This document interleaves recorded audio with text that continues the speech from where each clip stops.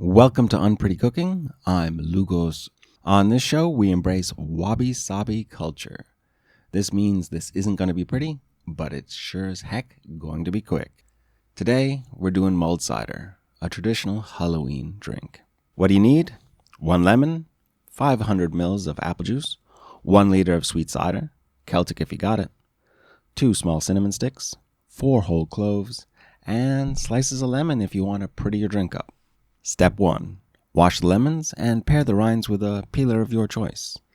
Then mix all the ingredients in a stainless steel pot. Step 2. Set your cooktop to low heat. Please do not allow it to boil. Let the mixture steep for 15 minutes. Side note, what you're about to produce is 1500 mils of 3% alcohol if you used a 4.5 cider like I did. So, depending on your social function, you may want to knock that back up to 4.5. To do this, throw 60 ml of very smooth vodka in during the steeping process. The mixture will not be as lovely as the original, but it will likely function as a better icebreaker. Step 3. Strain the liquid and serve with extra slices of lemon, if you wish. Step 4. Just chill. Life's too short. Take yourself some me time. Peace.